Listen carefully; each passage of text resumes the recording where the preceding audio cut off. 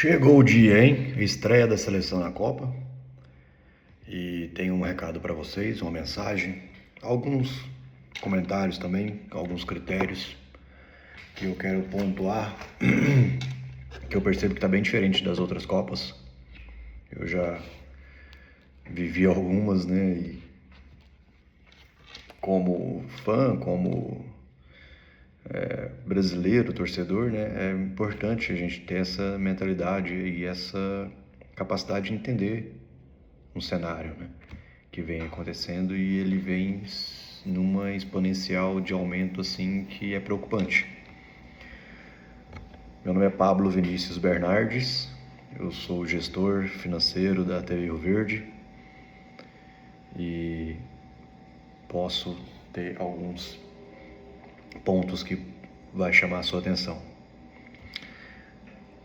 Venho vendo já desde a última Copa uma mídia muito pesada e negativa em cima da seleção. Com isso vem diversos materiais publicados para, primeiro intuito, gerar engajamento para aquele veículo de comunicação ali que tá postando. Muitas vezes esses veículos de comunicações são independentes, de pessoas por trás de uma página, às vezes até menores de idade, sem ideia alguma do que está fazendo. Monta o material, fake news ou não, tendenciosa, talvez, na maioria das vezes, e joga para o ar. Um ou outro influenciador publica, reposta, uma outra página reposta, 1 milhão de visualizações, 2 milhões, 1 milhão de seguidor, virou um boom. E isso forma opiniões, entendeu? E o brasileiro, ele tem uma leve tendência, enorme tendência, na verdade, de ser influenciado. E essa influência vai passando ali, cada um no seu ambiente, contagia o outro, mas que acaba que fica só no mundo digital. Você chega para conversar em qualquer local, mercado, posto, chega numa padaria, fila de pão, e pergunta, você viu o que aconteceu lá no treino da seleção? O cara, o quê? Porque não é assunto do dia a dia. Mas quando você entra no Instagram da vida, aquilo tá massivo em cima, repercutindo de uma forma até quase que se virando um cancelamento. Aconteceu uma jogada no treino da seleção onde o Casemiro deu uma entrada no Endrick, uma entrada forte. O povo caiu matando em cima do Casemiro. Não pode, que é isso? Tá quebrando o cara, vai brigar. Conflito interno, crise na seleção, porque o Casemiro deu uma entrada. Gente, é treino, sempre foi assim. É porque de agora, de um tempo para cá, não pode mais transmitir um treino, né, ao vivo, e também os repórteres não podem filmar o treino mais, né, os treinos. Mas sempre foi assim, sempre foi pancada. Inclusive tem uma frase que é jogue como se treina. Então, o que as pessoas estão assustadas agora é pura mídia tendenciosa, e você tem que ter muito cuidado com isso, gente. Eu que estou dentro de um meio de comunicação, cara, vocês não têm ideia do quanto as pessoas se voltam contra a gente quando percebe que está tendo uma condição de tendenciosa para o negativo, ou para um lado ou para o outro, independente do que seja. Porque geralmente são as pessoas mais poderosas, vamos dizer assim, que vem para bater em cima. E a população em geral fica concordando ali nos comentários, compartilhando, repostando. Então, essa entrada do Casemiro acontece. Um outro dia, o Lamine Yamal do Barcelona tomou uma entrada de não sei quem lá, do Rodri ou de outro moleque lá. Os caras ficou pistola, bicho. Acontece, pô. Então, sempre houve esses tipos de coisa em treinos, e não é motivo para criar intriga em rede social, não. Pelo amor de Deus, a gente tem mais coisas para se preocupar. A quantidade de gente que dá moral pra Virgínia é uma coisa assim, fora do lógica, fora do aceitável, né? Uma opinião da pessoa que puramente está surfando uma onda do cara, que é o principal jogador do Brasil. Até mais do que o Neymar no momento, né? De bola, lógico. De importância, o Neymar é maior, de importância histórica, né? E do que já conquistou também. Mais tarde, mais pra frente no vídeo, a gente toca nesse assunto. E aí, falando um pouco de futebol agora também, saiu convocação. Uma coisa que é previsível, sempre pode acontecer, há o risco de acontecer em qualquer seleção, é uma lesão, né, antes da Copa. Em 2002, aconteceu com o Emerson foi pegar uma bola no gol, deu luxação no ombro, caiu estranho lá, deu uma luxação, teve que ser cortado. E dessa vez foi com o Wesley, né? O Wesley foi o único lateral rápido que o Ancelotti convocou, o que já era uma tendência do que poderia vir a ser o estilo de jogo desse cara. E eu vou te contar por quê.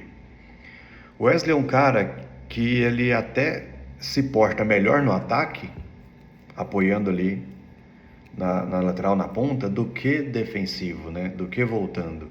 Inclusive, tomou um gol no último jogo do Egito, né? Tomou um gol do Egito nas costas do Wesley, né? E um outro gol no erro do Marquinhos, né? Ou foi gol do Panamá? Foi gol no Panamá, né? Nas costas do Wesley. Então, assim, o Brasil ele tem problemas defensivos, né? Tomou 2 gols do Panamá, pô. E esses problemas, eles são ocasionados por, às vezes, uma falta de entrosamento, um excesso de confiança, mas que, se você observa as outras seleções, todas têm algum problema. Todas, sem exceção. A Alemanha estava numa reformulação, a Espanha é muito jovem. Ou vocês acham que a zaga da França está voando também? Não está, toma gol de qualquer maioria das seleções que jogam contra eles também. E como essa Copa agora são 48 seleções, eu acredito numa forte tendência de ter uma zebra, de ter várias zebras chegando até a quarta de finais. Vamos supor que há uma Áustria chegando nas oitavas. Pode acontecer, um Japão indo para as quartas. Super normal, natural. Vai acontecer. Uma grande ficando na repescagem ali, na primeira fase ali do mata-mata, né, onde 32 vão. Pode acontecer também. De uma Inglaterra dar um vacilo aí, por exemplo, né? Apesar que o Kane vem muito bom, muito forte, né? A gente pôde ver melhor, o brasileiro pôde ver melhor contra o Flamengo, né? No jogo do Bayern e Flamengo, na Copa do Mundo dos Times. Quanto aquele cara é decisivo, matador. Talvez seja um dos atacantes mais letais do Brasil hoje, aliás, do mundo hoje, né? Então, de repente, a Inglaterra se salve através do pivô, domínio e chute que o Harry Kane consegue fazer. Dentro da convocação da seleção, após o corte do Wesley, voltando àquela tendência de postura que eu imaginei que o Ancelotti ia adotar para a seleção, ele traz o Ederson. O Ederson é um volante do Atalanta, da Itália, um cara muito firme, rouba a bola como ninguém. Poderia ter trazido outros, Murilo, mas dá para entender a lógica do velho. Vou te contar por quê. Como o Wesley era o único lateral rápido, Danilo e Alexandro já atuam até como zagueiros e são laterais pesados, antigos assim, experientes, né? Danilo e Alexandre campeões de Champions, então, e foram campeões nacionais onde eles passaram, inglês, italiano. E trazendo o Ederson é o movimento mais direto que o Ancelotti demonstra de que a defesa vai ficar bem postadinha. Ela não vai sair, não vai subir. Muito raro ela vai passar o meio de campo, por conta dessa dificuldade de acompanhar um ataque rápido. Então, contra Hakimi, por exemplo, o primeiro jogo, vai ser o primeiro teste, né? Aí no Marrocos. E o velho tem uma característica que pouca gente está notando isso, ou está relembrando. O velho é italiano, o Ancelotti é italiano, e italiano sabe montar boas defesas. Então, você pega para lembrar da época que o Ancelotti estava no no seu maior auge. Era Maldini, Nesta, Cambiasso e Cambiasso na lateral e Cannavaro. Maldini, Nesta, Cannavaro e Cambiasso. É a zaga da Itália na época do auge. Então ele tem a escola de zagueiro que a Itália sempre teve. A Itália vem de duas Copas fora, né? Por uma reestruturação interna ali que está acontecendo, até de gestão, né? Uma coisa que o Brasil tinha que ter acontecido, mas que ainda não teve um movimento tão agressivo quanto está tendo na Itália, né? Nesse momento. E com essas poucas opções de volante também que trouxe, né? Só Casemiro e Fabinho, Bruno Guimarães volta menos, né? Do que o Casemiro. Então o Ederson talvez foi a melhor opção mesmo. E eu concordo com a ideia dele. De repente subir até com Bruno Guimarães de reserva. Sair com Fabinho, Ederson e Casemiro para fazer assim paredão mesmo. E deixar a correria lá na frente com o Vini Júnior e o Rafinha. De repente até saindo nos jogos para frente, saindo com o Neymar de 9 ali fixo. Agora tem que confiar, né? O Ancelotti, ele foi campeão onde ele passou, é mega experiente. 5 das principais ligas ele foi campeão da Champions. E ele está apostando, é uma aposta que ele está fazendo na defesa, de jogar dessa forma. Vai ser uma aposta. A gente mostrou que tem problemas e ao longo da competição vai ter mudanças, assim como os últimos campeões também tiveram que mudar. A Argentina e a Espanha, que são os últimos campeões, começaram o primeiro jogo perdendo. E ao longo da competição foram se adequando ali e foram campeões. Então, assim, não esperem show. Essa é a coisa que o brasileiro mais se equivoca, mais se engana, de achar que a seleção do Brasil tem que dar show. Isso ficou lá em 2006. O que a gente precisa é ganhar jogo seguro, 1-0. É jogar feio mesmo, é retranca 1-0. Esse é o Brasil de hoje. Não tem como mais cobrar aqueles jogos empolgantes com drible, 3-0, 4-1 e ataque o tempo inteiro. Não, dessa fase aí passou. Então é defesa postada, meio de campo fixo, durão mesmo, os caras mais pesado, parrudo, mas muito técnicos, né? E correria nas laterais com os dois ali para ver o que acontece na área. E é normal que durante a competição vai acontecendo alguns movimentos. Se iniciar 2 jogos com o Vini Júnior e ele não der resultado, vai naturalmente ter um terceiro jogo com ele no banco. Isso, acho que o Ancelotti ele vai ter pleno domínio de fazer isso, porque Copa do Mundo é local de decisões difíceis, né? O tempo inteiro. E já começou antes de começar a competição, de fato já teve a primeira decisão difícil, né, que é trazer o Ederson. E uma outra aposta é da reserva, né? A reserva com Igor Thiago e Luiz Henrique, Ryan, 3 jovens que quando entram acontece alguma coisa, principalmente com o Endrick, né? Quando entra acontece alguma coisa com algum desses caras. Até o Danilo Santos, quando entra, parece que é um ânimo diferente, é um toque de bola mais rápido, é uma correria de um retorno mais rápido. O cara consegue já cobrir com mais facilidade. E aí tem um roubo de bola e já lança para frente sem querer dar passo para o lado ou para trás.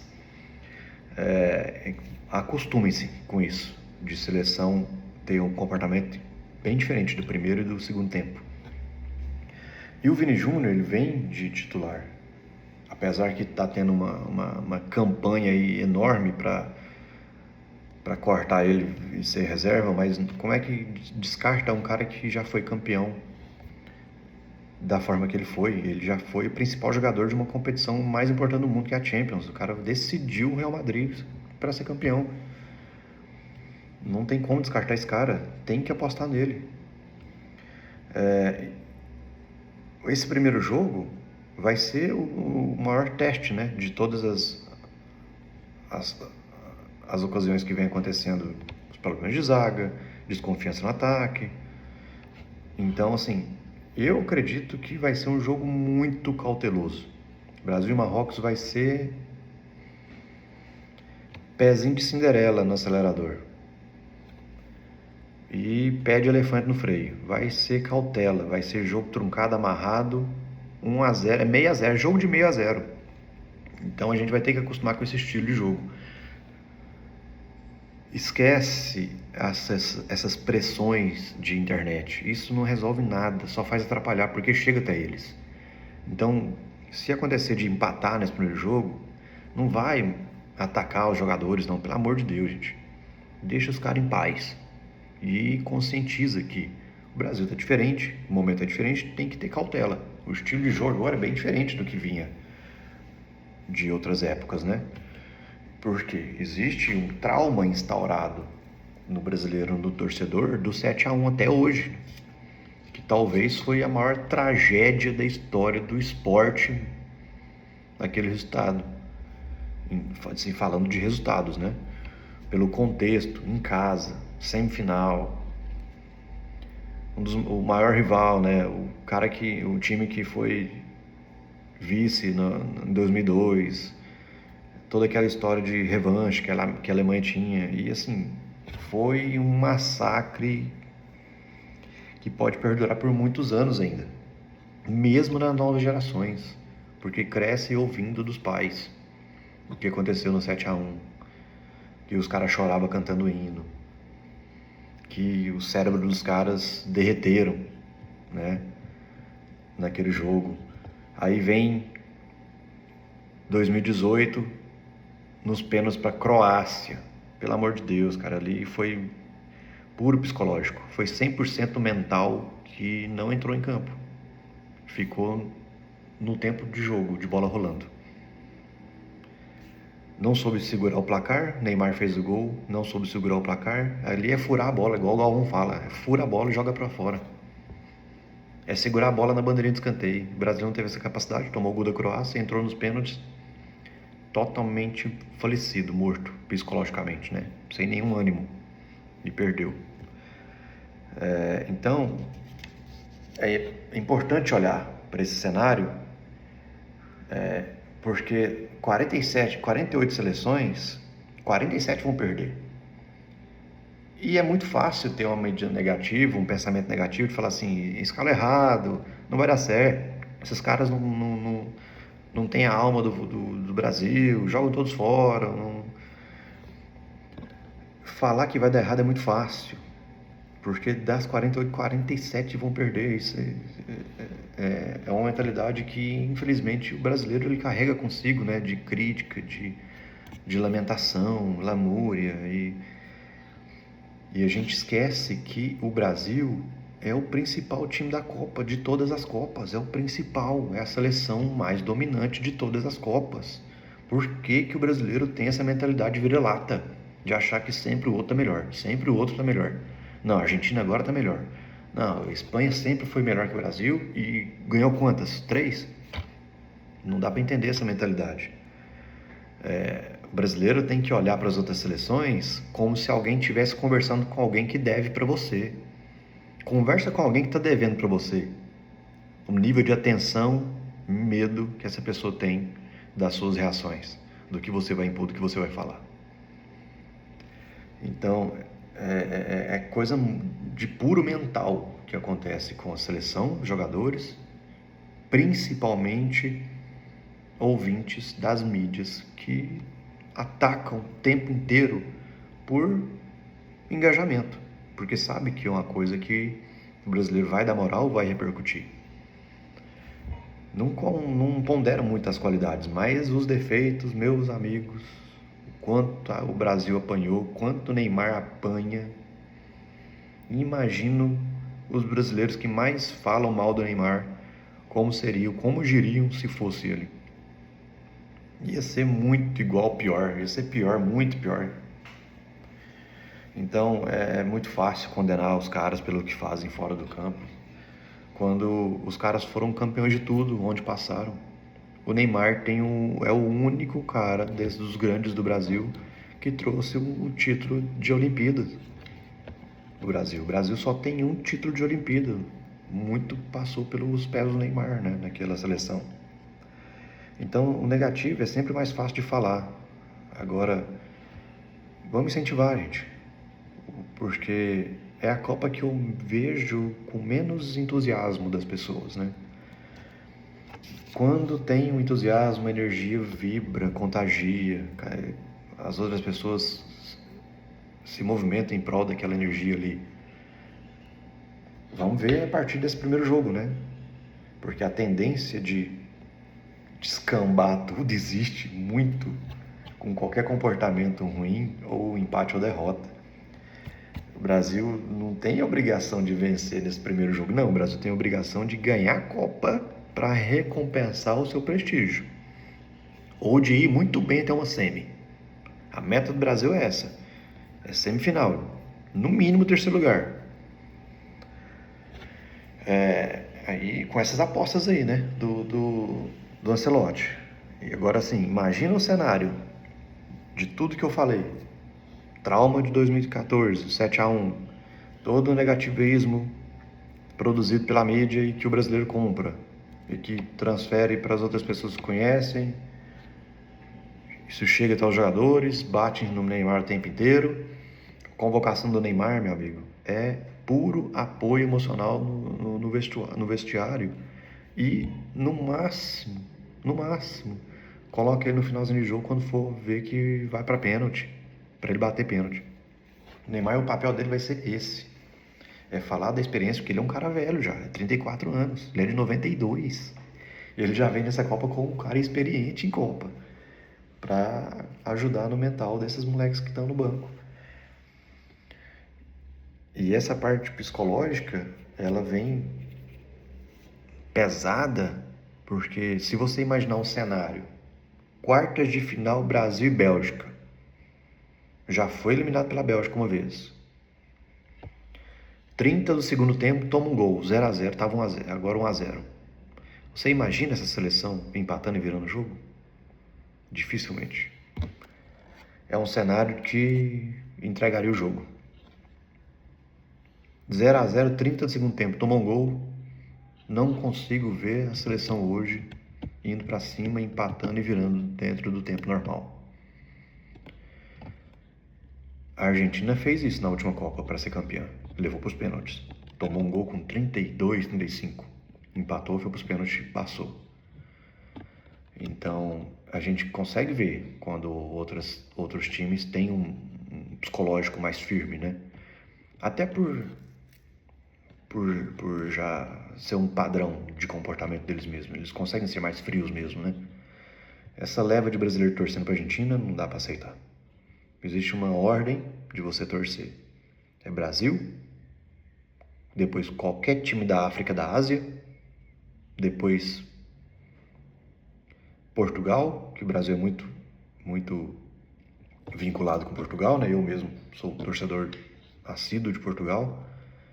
Depois qualquer outro time da América, depois a Argentina por último. Nem entra na lista torcer para a Argentina. Não tem essa possibilidade. Aí vem falar de Messi. O Messi abandonou a seleção, gente. Vocês não lembram disso, não? Ele chegou a abandonar. Vocês lembram que o Messi chegou a abandonar a seleção? Pediu para sair? Ele simplesmente se aposentou da seleção. Depois voltou na outra Copa, foi campeão. Olha só como é que o mundo capota, né? Então tem que dar o voto de confiança. O Neymar, aliás, o Vinícius Júnior tem tudo para ser um artilheiro dessa porra. É só saber encaminhar certo os jogos para cima dele.